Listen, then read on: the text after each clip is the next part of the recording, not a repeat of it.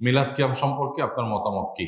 মিলাদ এবং কিয়াম, নবী সাল্লাল্লাহু আলাইহি সাল্লামের মহব্বত এগুলো করা, এগুলো বিদআত ইবাদত মনে করে করা হয়, অথচ ইবাদতের এরকম কোনো ফরম্যাট, এরকম কোনো ধারণা, এরকম কোনো পদ্ধতি কোরআন অথবা সুন্নাহ দ্বারা সাব্যস্ত নয়। দুরূদ পাঠ করা এটা সুন্নাহ দ্বারা সাব্যস্ত।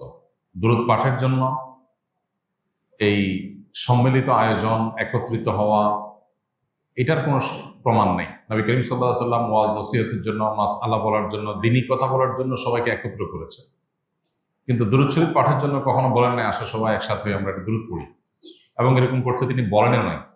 তো তিনি যেটা করেন নাই, বলেন নাই, সেরকম বিষয়কে দ্বীন এবং ইসলামের বিষয় হিসেবে মনে করলে, সেটাকে দ্বীনি বিষয়ের মধ্যে গণ্য করলে সেটা বিদআতে পরিগণিত হয়। অতএব আমরা দুরূদ পাঠ করব, কিন্তু তার জন্য আনুষ্ঠানিকতা এটা সাব্যস্ত নয়। বাবার টাকা দিয়ে দেনমোহর পরিশোধ করলে এটা কি জায়েজ হবে কিনা? বিয়ে করছে ছেলে, কিন্তু মোহরের টাকা দিছে বাবা, কোনো অসুবিধা নেই। মোহর দিলেই হলো।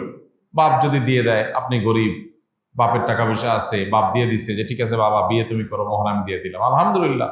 এটা তো চাঁদ কোপালের ছেলে বলতে হবে।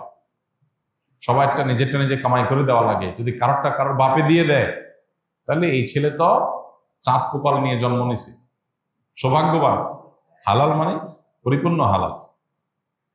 বাপ কেন, যদি অন্য কেউ মাও দিয়ে দেয় যে ঠিক আছে ছেলেটা মিসকিন, অসহায়, এদিকে আবার বিয়ে ছাড়া চলে না তার, তো মা যদি তার জোলাজাতি জমা করার সঞ্চিত টাকা পয়সা দিয়ে বলে ঠিক আছে বাবা বইয়ের মহারণা দিয়ে দাও, আলহামদুলিল্লাহ।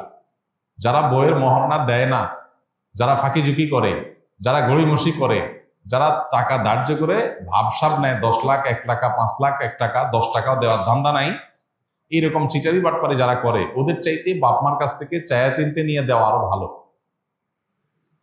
আর যদি কেউ বেটাগিরি করে নিজের টাকা নিজে উপার্জন করে জমায় মহৎ দিতে পারে, তো সেই তো হলো আসল বাপের বেটা, সবচাইতে উত্তম।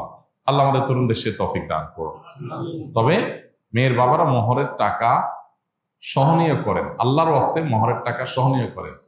মোহর চড়া অঙ্ক ধার্য করবেন, লাখ লাখ টাকা ধার্য করবেন, বিবাহটাকে কঠিন করবেন, এটা অনুচিত।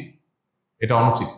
মেয়ের সুখ শান্তি মোহরের ফিগারের উপর নির্ভর যদি করতো, তাহলে বড় লোকদের বিয়ে সব টিকে যেত, অথচ টিকে খুব কম। তাহলে বোঝা গেল মোহরের ফিগার বড় হলে বিয়ে টিকে, এটা ভুল কথা। এটা শয়তান আমাদেরকে বোঝায়। আবার সামাজিক মর্যাদার ব্যাপার যদি হতো, তাহলে নবী সাল্লাল্লাহু আলাইহি ওয়াসাল্লাম মেয়ে ফাতেমা তার মোহর সম্পর্কে সাহাবী বলেছেন যে মোহর বেশি হওয়া যদি মর্যাদার বিষয় হতো, তাহলে মুহাম্মদ সাল্লাল্লাহু আলাইহি ওয়াসাল্লাম মেয়ে ফাতেমার বিয়ের মোহর হইতো অনেক বেশি, অনেক বেশি ছিল না। তাহলে যারা মনে করতেছেন না আমার মেয়ের 10 লাখ 1 টাকা, 50 লাখ 1 টাকা হলে শুনতে ভালো শোনা যাবে, ভাবসাব জাহির হবে, তারা বোকার সঙ্গে বাস করছে। এই জন্য মোহরকে সহনীয় করেন।